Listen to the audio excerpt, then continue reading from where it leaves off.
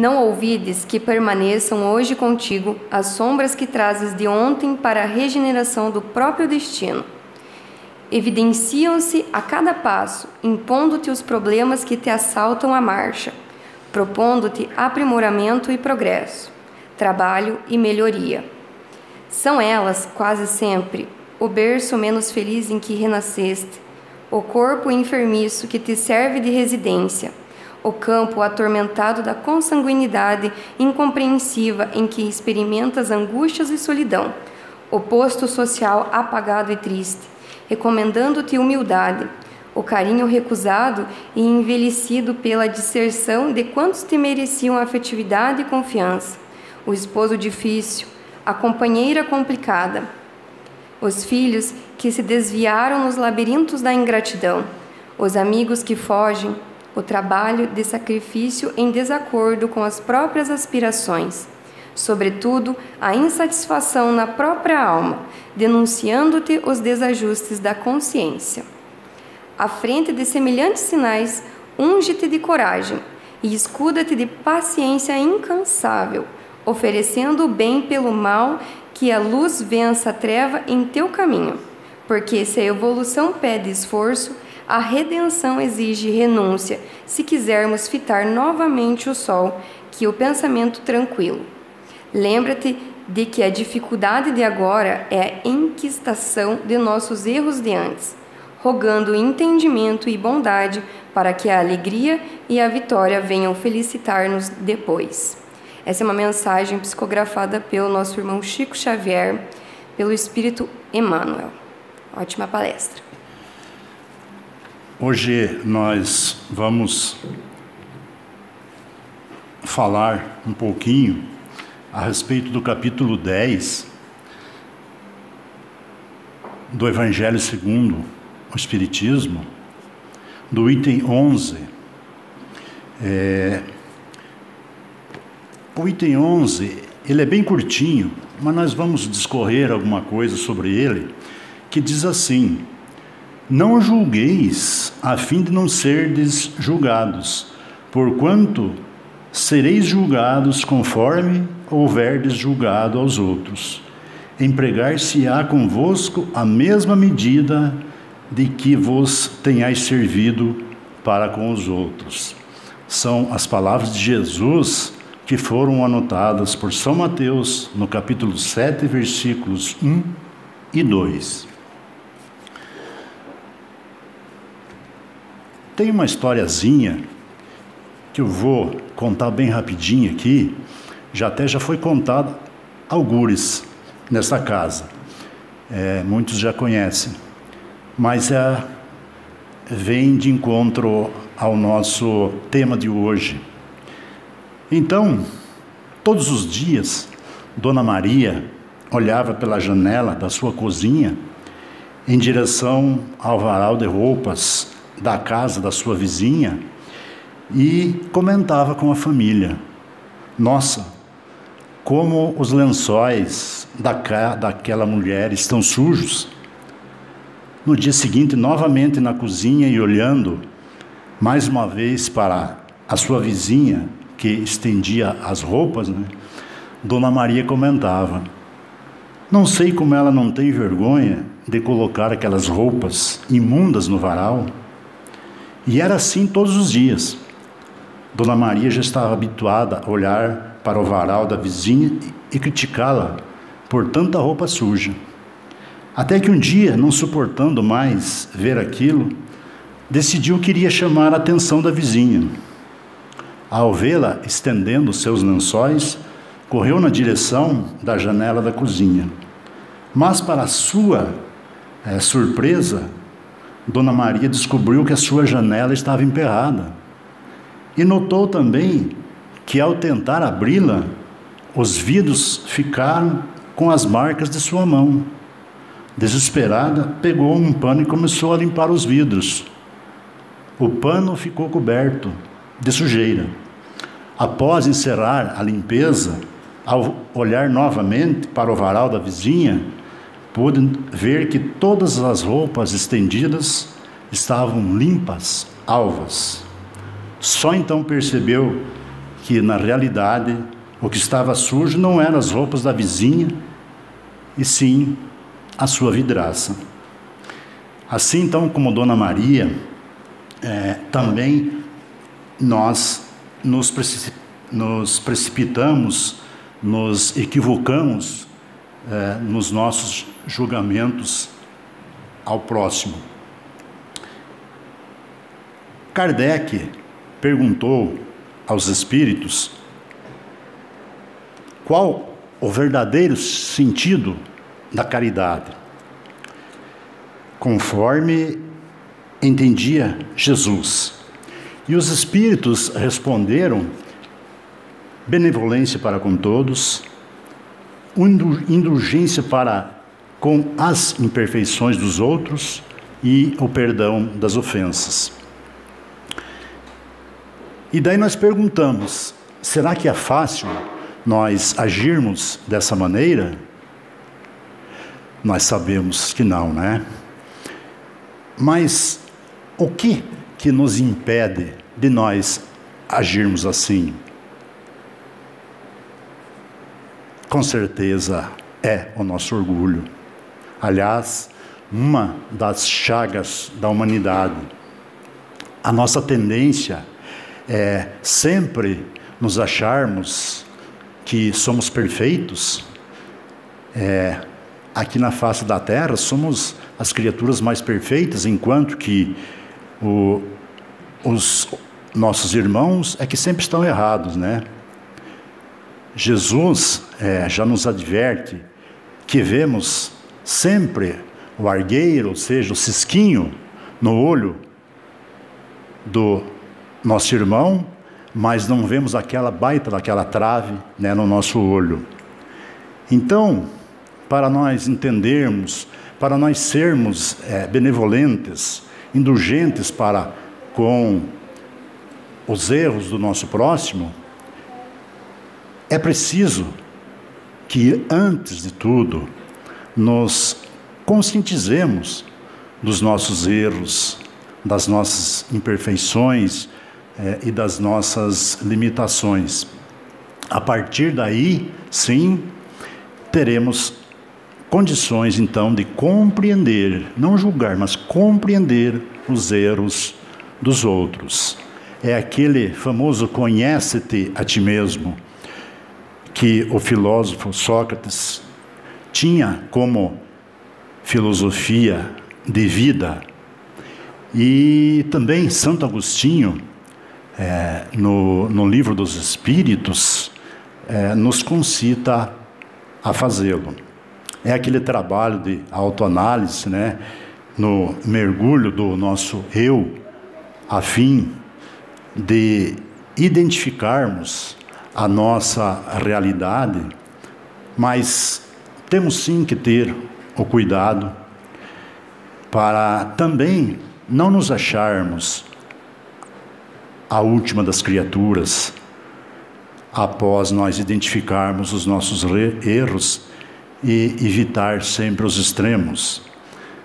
A doutrina espírita é uma doutrina de equilíbrio. Essa palavra é muito importante, equilíbrio. Isso em tudo na nossa vida. Não adianta, como nós dizemos, né, chorar ao leito derramado, cruzarmos os braços, porque descobri que eu errei aqui, errei ali, agora. Não. Ficamos cheios de peninha de nós. Não adianta nós nos acomodarmos. A palavra de ordem é esforço. Esforço para vencer sempre a nós mesmos. Esse esforço é que vai nos ajudar a ser, então, benevolentes, indulgentes para com os erros dos outros. Isso não significa que nós devemos ser coniventes, né, com o erro das pessoas. Não devemos aprovar o mal alegando bondade. O que estamos querendo dizer é que não vale a pena mexer ou remexer nas feridas, porque todos nós cometemos erros. O único ser perfeito que esteve aqui na terra foi Jesus. Todos nós temos erros, por isso que estamos aqui. Afinal, nós somos enfermos da alma e precisamos nos corrigir. É por isso e para isso que estamos reencarnados aqui no planeta Terra, senão estaríamos num planeta muito mais elevado. A nossa Terra, nós podemos dizer que ela é um hospital, é uma escola. Ninguém precisa de censura, de acusação, porque a nossa própria consciência nos acusa, cedo ou tarde, nesta ou em outra existência. Afinal, a lei divina está gravada na nossa consciência. Foi por isso, então, que Jesus nos disse: com a mesma medida que medirdes, sereis medidos. Então, é muito importante nós nos colocarmos na posição do outro. Se estivermos na posição difícil em que muitos se encontram, em estado, por exemplo, de miséria, de abandono, de desrespeito e etc. Qual será a nossa reação? Talvez igual ou pior do que a de nossos irmãos de humanidade, né? Por isso, também a resposta de Jesus a Pedro, quando perguntado: Senhor, quantas vezes deverei perdoar meu irmão? 7 vezes? E a resposta de Jesus, nós já conhecemos. Não apenas 7 vezes, mas 70 vezes 7 vezes. Isto é, ilimitadamente. Os Espíritos nos dizem que o perdão é uma ciência indispensável ao equilíbrio, assim como o ar é indispensável à vida. O amor é o sustento da vida. É o bálsamo do perdão que anula o veneno do ódio. Então, é importante perdoarmos para também sermos perdoados, a fim de nos sentirmos bem conosco mesmo. É a chamada, o auto-perdão. Mas tudo isso, indulgência, benevolência, o perdão, requer exercício. Não é? Nós sabemos, não é da noite para o dia que nós vamos assimilar.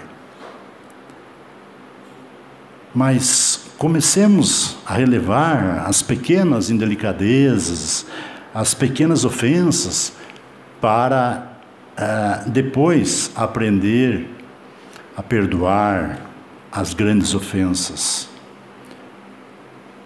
Kardec nos diz que o perdão é próprio das almas elevadas. Perdoar é no momento em que aquela criatura que nos ofendeu precisar de nós, estarmos lá, servindo, ajudando. Eu vi aquele pastor, Cláudio Duarte, eu achei interessante. É uma frase que ele disse: perdoar não é esquecer, esquecer é amnésia. Mas perdoar é quando você vê a pessoa, você tentar ajudar, não guardar mágoa daquilo. Perdoar é não fazer o mal, realmente, né? Então, por que nós atirarmos a primeira pedra, se nós também somos pecadores, né? Se sabemos também que a lei de Deus jamais deixa impune o culpado. Por que nós vamos fazer justiça com as próprias mãos? Nós sabemos que ninguém foge da lei de ação e reação.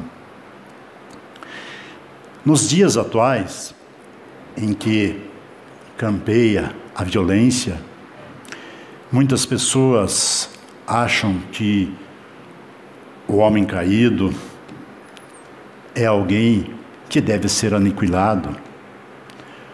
Ouvimos expressões como essa. Aliás, acho que até o Dr. Ronei falou semana passada já, que a gente escuta muito, tem mais é que morrer, sou a favor da pena de morte, né? Então, antes de nós revidarmos essas palavras ofensivas, dito muitas vezes impensadamente, antes de aceitarmos uma provocação, pensemos duas vezes quanta coisa poderia ser evitada se pensássemos duas vezes antes de tomar qualquer decisão, se nós usássemos do bom senso, do equilíbrio e principalmente da prece. Fazer aos outros aquilo que gostaríamos que os outros nos fizessem. É o que Jesus nos recomenda. Reflitamos, estudemos a doutrina espírita trazida pelos espíritos luminares e façamos a nossa parte, que é o trabalho dessa nossa renovação interior, que servirá consequentemente para nos autoproteger de muitos sofrimentos.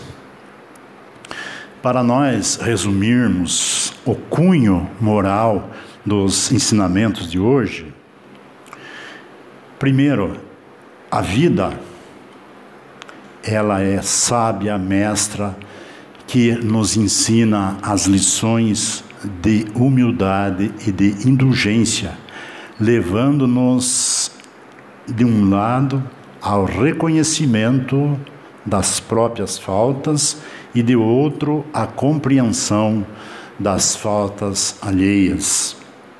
Segundo, Jesus esteve entre nós para dar testemunho do bem e nos ensinar uma nova moral baseada no amor ao próximo. O que não queremos para nós, não desejemos para o nosso irmão. Terceiro, antes de atribuirmos a alguém uma falta, vejamos se a mesma censura não nos pode ser feita. Quarto, com muito critério, a reprovar a conduta errônea de alguém constitui, em certas ocasiões, um dever, mas, como dissemos, muito critério. Nós podemos até usar de caridade quando há necessidade de precisar. Não vamos dizer chamar atenção, mas vamos abrir os olhos do nosso próximo, às vezes mostrando que ele está errado, alguma coisa. Isso também é um dever, né? Quinto, Jesus nos ensina na oração. Nós temos mania, às vezes, de rezar o Pai Nosso, meio que, às vezes, até decorado. Mas vamos pensar nessas palavras, porque o Pai Nosso foi ensinado por Jesus, é chamada a oração dominical. Então ele diz: Pai, perdoai as nossas ofensas, assim como nós perdoamos a quem nos tem ofendido.